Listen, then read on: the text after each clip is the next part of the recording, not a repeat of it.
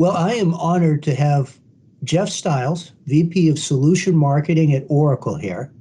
Um, Jeff is one of a series of interviews we're doing with key executives in the industry around the ARC Supply Chain Forum. Now, Jeff, right now with COVID-19 raging, it seems like everything I think about, I put through the spectrum of COVID-19 and its aftermath. When it comes to innovation, product and service innovation, do you have any thoughts around that and around the pandemic? Well, first, I think the pandemic has magnified issues in supply chains that have existed for years. And it's really accelerated a lot of change across areas of the supply chain.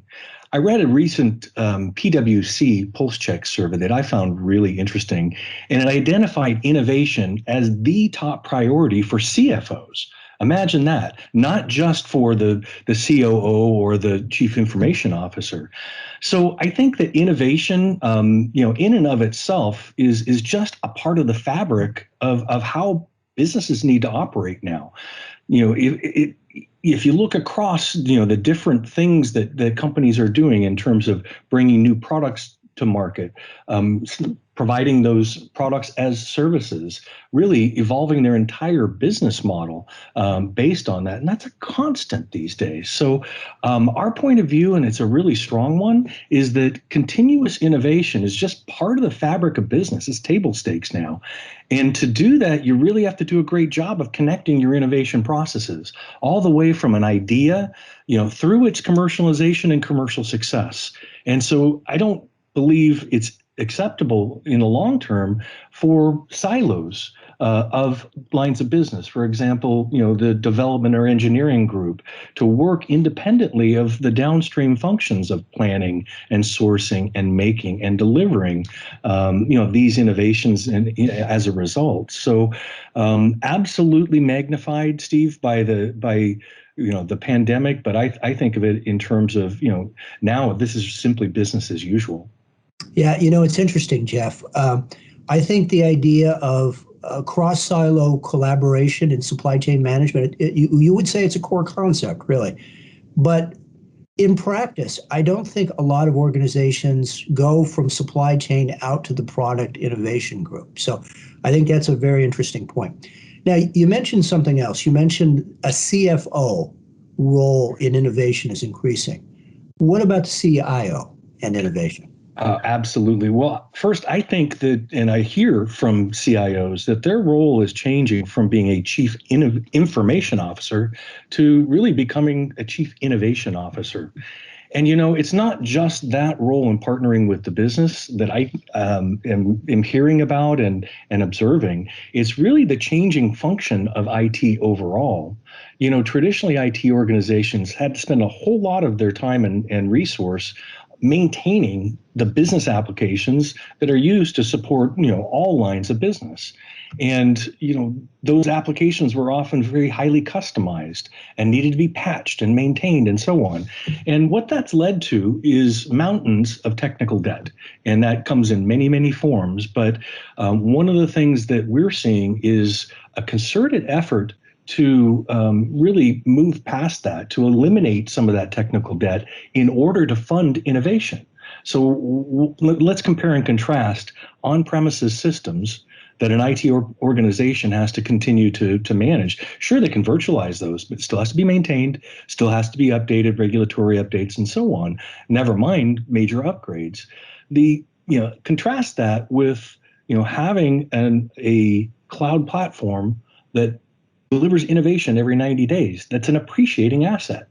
So, what we're seeing is an arbitrage, really, of the IT function shifting from really maintenance focused, run the business, operate, as is, and really put on extensions or band-aids where necessary, to really, shifting that energy and investment, to higher order tasks like beginning to manage the process of change, which, as we talked about just a moment ago, is a constant. So absolutely the CIO role is shifting. And I think the entire the IT organization is becoming a partner with the lines of business in driving that business innovation. Yeah. The other thing that I think about when I think about innovation in relationship to supply chain management, all companies need product innovation, but they need service innovation. And often service innovation, the supply chain organization is critical in that. Any thoughts around either product or service innovation? Well, first, I think both start with a clear definition of the product or service, and clarifying that in an enterprise product record, having a single view of that and a bill of materials used to produce that products is pretty essential. And it's interesting when you're thinking about manufacturers who are provisioning their products as a service, they're really on the hook for making sure that that service is always on and up to date. And they're taking on the burden of maintaining their factories, their enterprise assets as well. So I think, this ongoing product and service innovation has multiple dimensions to it. It's not just the product itself and making sure that everybody's working from that, consistent version of truth and having access to all the information that's necessary to produce that product, but also to all the downstream functions that are involved in serving the customer. Because after all, when you are in a service business, it's a very different relationship with the end customer. And I guess I would be remiss if I didn't note that in many cases, that service delivery comes with a subscription business model that is, really the relationship between the customer and the provider.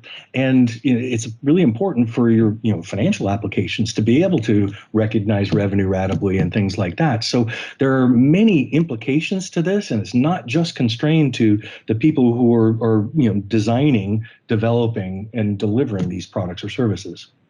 I have a slightly different thought when it comes to service innovation and supply chain management.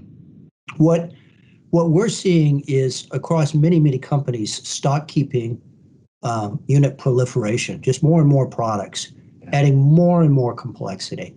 And my personal opinion is one thing not enough organizations do is they don't have a good segmentation strategy.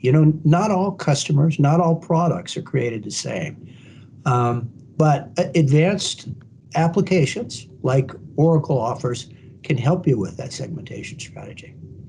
Well, that's a very, very important point, Steve. I mean, frankly, I think the software industry tends to think of these categories of software: supply chain management, customer management, or CX. Well, the reality is they're very much tied together. Businesses operate by selling things, that they're making and delivering. And so I completely agree that targeting, that segmentation, and really it's really almost getting to a focus of one in terms of that service delivery, because you may be delivering or provisioning different services to different target market segments, right? So I totally agree with you. And again, these are entire innovation processes. I've always been a Michael Porter guy, and the 5 forces model is kind of simple when you think about it. We need to think about this from a value chain context, and that's exactly right. But I guess our bigger points, between the two of us are,